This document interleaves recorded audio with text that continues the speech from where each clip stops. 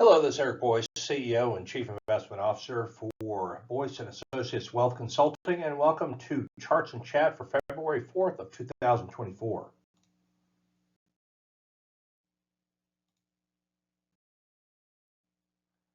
So we had a little bit of economic data last week. Let's just kind of go ahead and get started with basically the aftermath of those releases, which we'll talk about.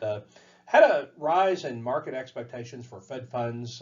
Data that came in last week was better than expected. So you can see here at the far end of this chart that we had a bit of an uptick in the interest rate forecast. So as you can see here, where we ended the week was about 4.2%. You know, we had been trending lower. The expectation of a multitude of Fed rate cuts heading into the year. Of course, that was precipitated by all of this optimism that was generated basically back here in the fourth quarter, driving that number down. But yeah, as you can see here, we've had a bit of a reversal, and so the data being a little bit stronger has those short-term rates a little bit higher because the feeling is that the Fed is not going to be as fast, which is what I've been saying all along. Now, having said that, the 10-year yields, which we have a little bit later in the chart pack, have clearly gone down, and so we've seen that move as bonds have rallied somewhat on the longer end of the curve. But and you can see here in the black line that represents the Fed. So there's still obviously a very stout disconnect between where the Fed thinks it's going to be and where the market thinks it's going to be, but we'll be monitoring this very closely. So the labor data last week, we saw non-farm payrolls jump to 353,000. You can see here, you know, just from looking at an aggregate point, you've got to go all the way back 12 months to find the same level. You can see that the job market has been fairly steady. You know, you could argue that there have been a few chinks in the armor, but you know, if you go back to 2022, which you know is a rather forgettable year in the investment markets, but from the economy's point of view, you know, it was actually a really good year for the labor market, and you know, that's just when we had all of those rate increases. But 2023, a little bit less so, but we are starting off this year on a fairly strong note.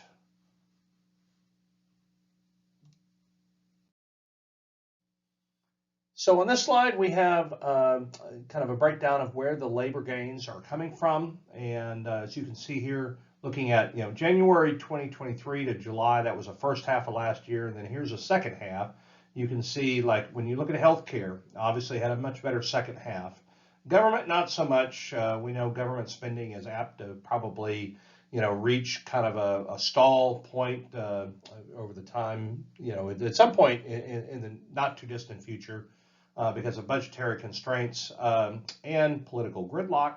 Leisure and hospitality actually lost some jobs in relative terms. And again, this is share of jobs added by sector. And so, you know, leisure hospitality witnessed a little bit of steam coming off, but goods producing, professional services, and everything else, that all remaining services bucket, all improved. But you can clearly see healthcare was helping to drive that boat quite a bit. So now we have wages and prices year over year. You know, we've been talking about real wage growth being positive. You know, we know that inflation is below this point right here. So average hourly earnings, as you can see here, a little bit of an uptick. So we've got the CPI is in this black line. So this represents that dotted line. So you can see that that hourly earnings is above the consumer price index, or it's basically above inflation. So that means real wages have been growing for the better part of the last 6 to 9 months. And so weekly earnings, we did see a little bit of a tick down, but you know, this number has been remarkably steady, and it'll be interesting to watch the pace of this in the coming quarters to see if this little anomaly right here represents a little bit more of an uptrend, but we just don't know that yet. So another thing that happened last week in at least the most recently released data on productivity is that we continue to see Factor productivity positive. So that is clearly defined here. It was a little bit less so than it was, the prior month, but it establishes a little bit of a little bit of a trend here that is helping to keep inflation low. And you can see here that the estimate was about 2.5%. We got 3.2%. I'd say that that's very good. Really anything over 3% in terms of productivity is very helpful when it comes to inflation. Here we have unit labor costs, and we just showed you the slide on hourly earnings. Here we have basically higher productivity is helping to keep unit labor costs lower, and so you can see that basically 21 and 22, that was a real big issue, and we have wage and labor cost inflation that was adding to the malaise of overall inflation, but that has been in a market deceleration, and even though this number is a little bit positive here, it is fairly small growth overall. As we continue to talk about the labor market, I thought I'd show you this from the conference board.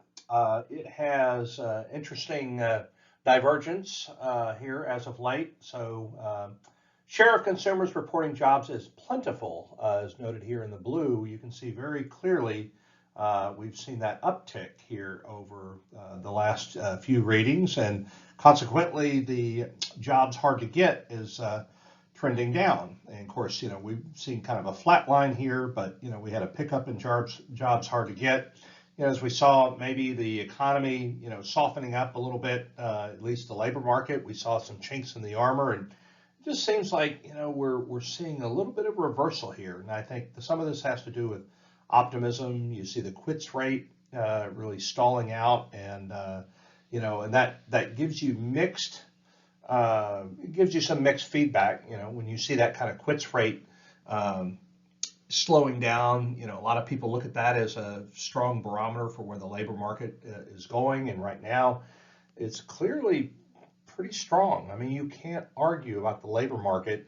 Hiring intentions are clearly a little bit lower than they have been. Layoff announcements have really gone down, but you're seeing publicly traded companies kind of preempt because they're trying to defend earnings at a time where margins might be a little bit pinched. But overall, even with some of the slowdown that we've seen in labor, a statistic like this, and this is from the conference board, so this is survey data. At least the sentiment is not nearly as bad as it has been. So here we have the 10-year government bond yield. So we looked at short-term rates and at least the expectations therein a few slides ago. Now here's a look at a little bit of the longer end. So you got the 10-year here saddled just under 4%. You can see that we have had just some incredibly amazing volatility in the fixed income markets. In fact, the volatility in bonds, I know I've mentioned this before, is actually exceeded that of the equity markets. If that's that's probably a little hard to believe, but it's actually true, and you can see how that's manifested here. We've essentially up to this point at least round tripped and literally just a matter of days almost here, and so and this frankly moving 20-25 basis points is actually a pretty strong move in the fixed income markets, and so you just see a lot of speculation, I guess, is one word for it, but also a little bit of anxiety, not really knowing where the rates are going to go and how quickly we're going to see rate decreases, and if we wait too long, does that have a deleterious impact on economic growth? Because we know that short-term interest rates are higher than inflation right now, which makes things a little bit tight. But as we saw last week, credit conditions are fairly easy, and there's just a lot of cross currents right now. And this is something, honestly, this time last year, we thought we would have processed through all of this stuff. We would have had our downturn, and we'd be on the upcycle now, and that just has been been pushed out a little bit. Now we'll take a look at some ISM manufacturing data, which we've been talking to you at length over the last few months. We've been in a manufacturing recession, and this has been one of those so-called rolling recessions. You can see here the ISM, Institute for Supply Management Manufacturing, PMI, that's a mouthful, but PMI is Purchasing Managers Index. And so you can see here for really the better part of 1.5 to 2 years, we've been in a manufacturing recession. And, usually that's consistent with some type of a downturn of some sort, maybe not necessarily a recession, but, I think this is something that, when we look back on this whole period, pandemic through the present and maybe on through 2025, if we avoid recession, we're going to look back and say, you know what, we didn't have a full economic recession, but we sure did have a manufacturing recession. And that's very much in evidence here. But as you can see, that's been trending higher. So we're not back to the flat line yet. And so anything above 50 represents expansion. Anything below it represents contraction. So, we're still in that funk with regard to manufacturing, but the trend lines are looking positive. If you slide over here to new orders, that has clearly gone positive after, a very similar looking time frame where that data was negative. And so this is actually pretty encouraging. And the latest survey was much better than expected, as was the overall PMI number was much better than expected. And so pulling a chart out of B of A Global Investment Strategy, and what they do, they push forward ISM's new orders, which is here. So when they push that forward, when we see that big tick up, and then, that usually foreshadows the overall PMI coming positive. So we would expect, based on this, that this number would eventually pop over 50. And then that would end essentially the rolling recession that we've had in manufacturing. And so the big question is, do we have some continuance in the service sector? Some of the positive trends there, even though inflation within the service sector is still a little bit higher. But if that is the case, then that sets the stage for the soft landing that we've all been talking about.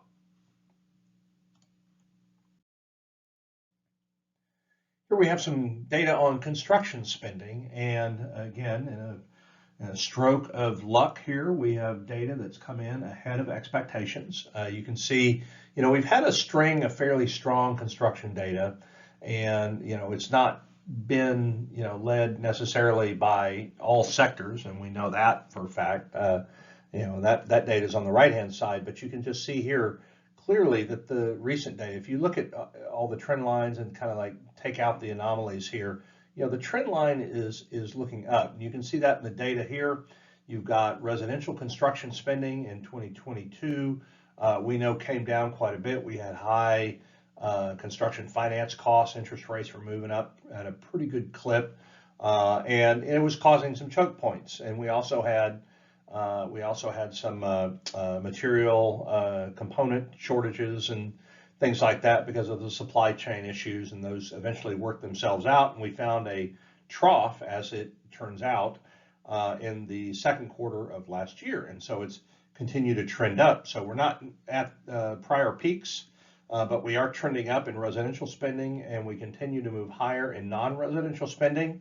The only reason why this wouldn't be accelerating as much as residential is, as you might expect, office is fairly light, but industrial, flex space, some of the mixed uses within commercial actually still look pretty strong. We'll look a bit at inflation. So this is kind of an update to the inflation chart. You can see here personal consumption expenditures. This is not CPI, so this is the Fed's preferred gauge here. And what you see here is that you've got the core over the last 12 months in this peach color, I'll call it.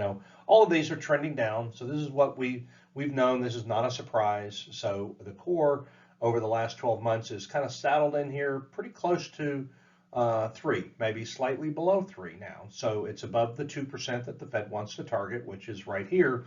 But if you look at the trailing, the annualized number over 6 months, which is more of a kind of a near-term look, it's showing you, giving you a little bit more insight into what's going on now versus like averaging what was going on a year ago, which is in this 12-month number, but the 6-month number is already there. In fact, the core 6-month PCE number is actually below 2%. So inflation pretty well contained.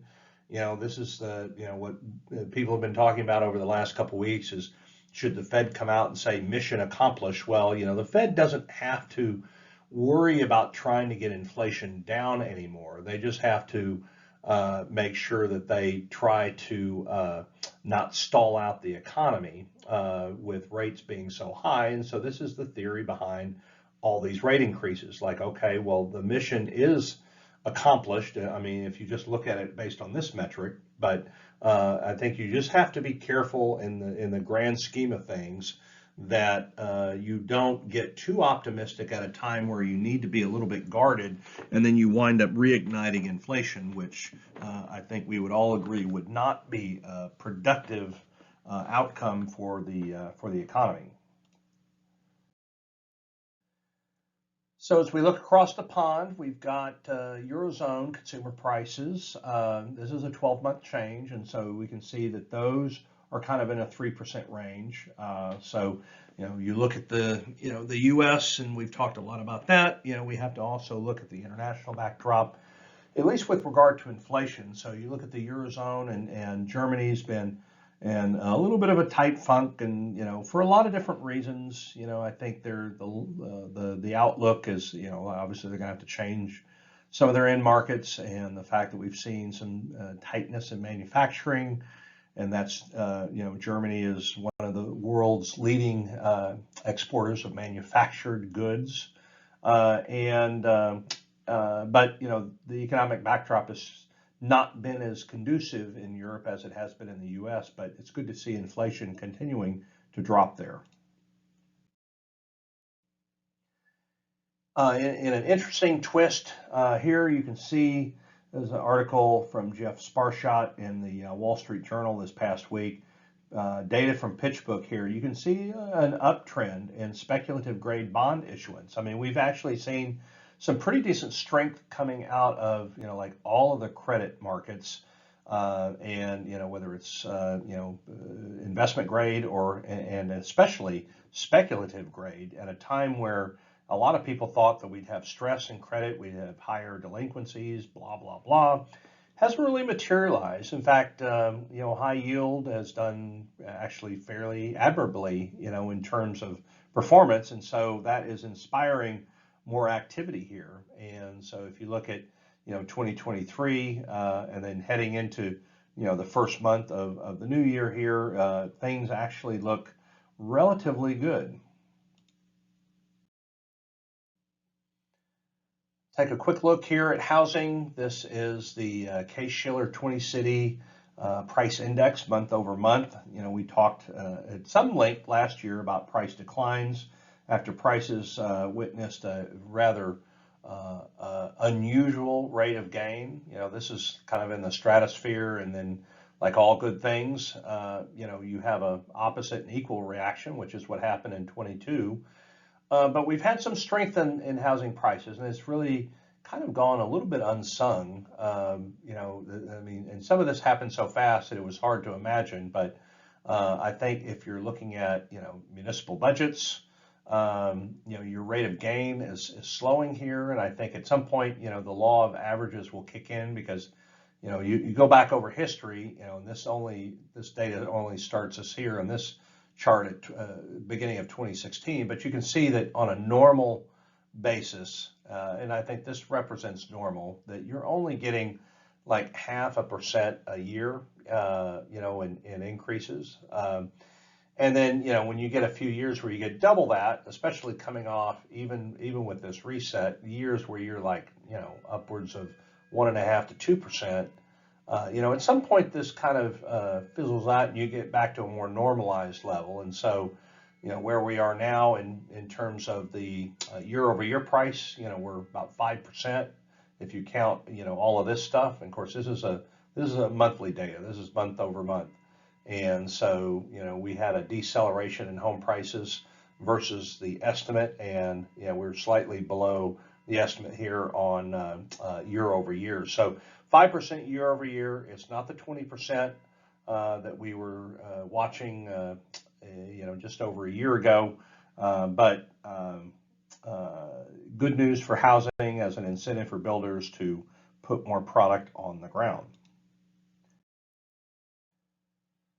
Hey, mortgage rates, as we know, follow the 10-year Treasury, and also is a huge determinant of affordability.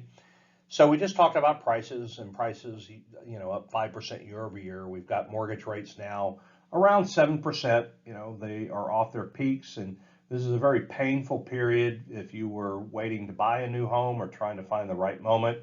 But I mean, we've seen such a reset, and of course, this goes back to February of 23, and if you go back here, that number is a lot lower, right? And so we had this mercuric rise in mortgage rates, and that was very painful. But when you go from a peak of around 8% and you slide down to 7, I think you're building in this new mentality that exists with mortgage rates, and people would view that as like an abject bargain. Something I came across I wasn't really paying that much attention to, but I was looking at some commodity data, and we've seen some commodities react real well. We've seen other commodities, be, rather negative, and so the commodity basket's been very mixed over the last year.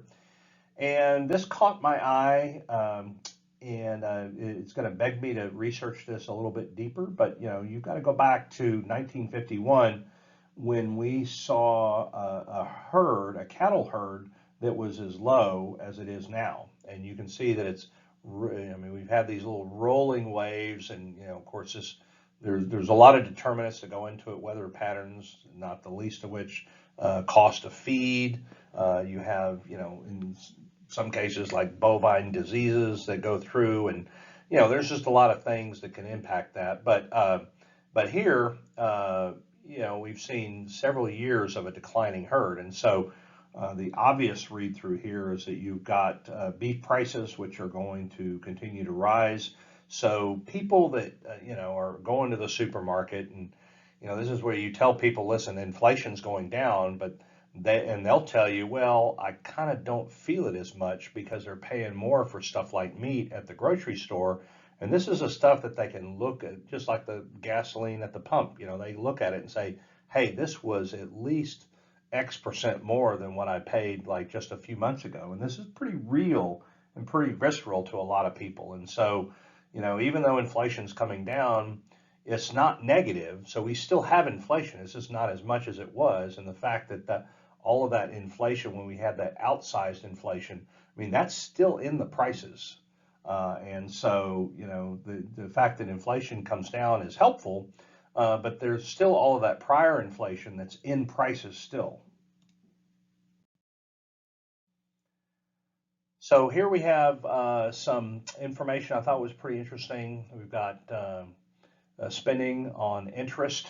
We've talked a lot about, the interest burden is now approaching $1 trillion on our national debt. And you can see, this kind of simple line in 2022 right here kind of breaks down where we are now. And so you see that net interest line is continuing to fly north, and should for quite some time. This is from the Congressional Budget Office, and so this is from the committee. This is basically CBO data, but it's being reported to us here by the Committee for Responsible Federal Budget Estimate. And you can see here, if you look at the other components, you got Social Security. We know that that's moving higher, but flatlining. You've got Medicare, which we know is rising. So you've got entitlement programs that are really going to be pinching federal spending, in the coming years. Especially if you look out to 2023 right here. But then you've got non-defense discretionary that is naturally being pinched lower, and so and you've got defense spending here in this kind of light blue, and you've got essentially non-defense discretionary in this line here. but that gets squeezed out because you're paying higher interest. Equity risk premium showed you a chart not too long ago, but we're down at historic lows. You look at this as basically the S&P 500 earnings yield. That would be the earnings of the S&P 500, and you subtract from that. The earnings of the S&P 500 divided by the index level.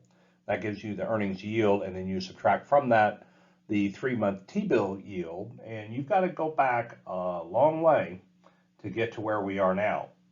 And so, what does this tell you? There's really not much of a risk premium that's being built into the equity market, and when you have, risk premium that's that low, it tends to inject more volatility. And so this is what I want to guard against, and this is what I've been watching a lot of lately is, the risk that, people view, fixed income as more attractive, but with lower risk because you're not getting that incentive. You're not getting that extra juice from the equity markets that you have in the past. And you can see very clearly that there have been times where that risk premium has been really attractive and you've been rewarded for taking on a much higher equity exposure.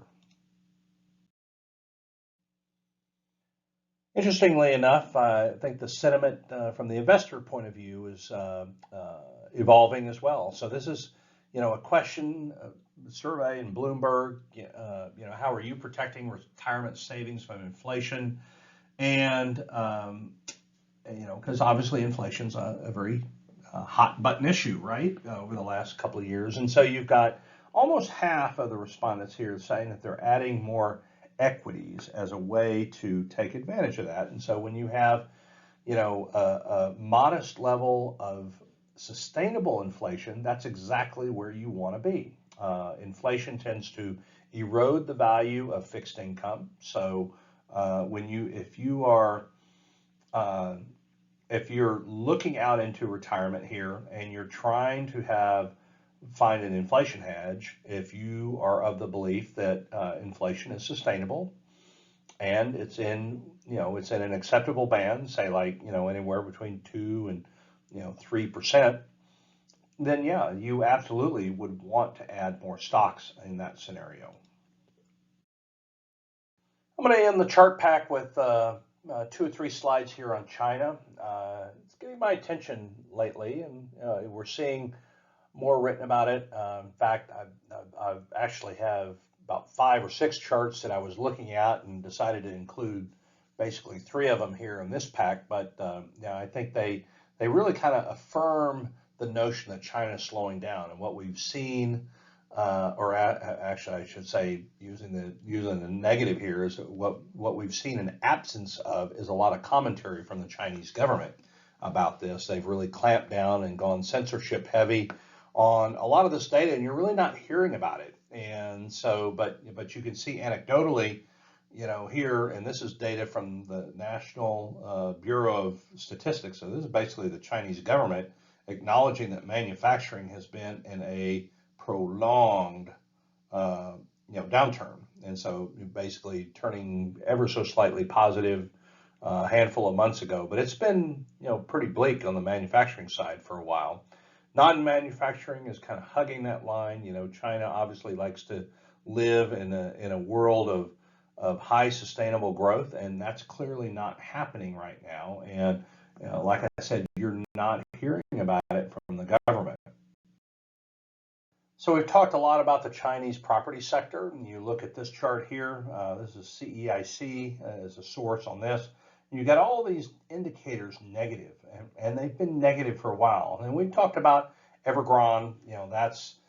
They're basically being forced to liquidate now, and they were basically China's largest property developer for some time. And so this is a real problem on the property sector. And so you've got whether it's starts on residential, and you got real estate investment. Of course, they're losing a lot of foreign capital. So and you're looking for China to continue to do things kind of silently, trying to manipulate the interest rate and reserve requirements and things like that to try to help juice the sector. But so far, everything that they've been doing has not worked. And so we see China in a bit of a prolonged slowdown here. This is a continuation of the last chart, and again, the last of three that I thought were kind of relevant to talk about right now. We've seen, on new home sales from the top 100 developers, just in a continuous slide here. And the latest reading was fairly unremarkable, and it follows a trend of fairly non-remarkable data, looking out essentially over the last year or so. That's all we have. Hope you've enjoyed the chart pack. Have more interesting data, I'm sure, come our way this week. We still have a few more earnings. We kind of passed the crux of earnings reports, but we'll do kind of a recap when we get about 90% or so of the S&P 500 in the books, and kind of give you a summary. So hope you have a great week, and we'll talk to you again soon.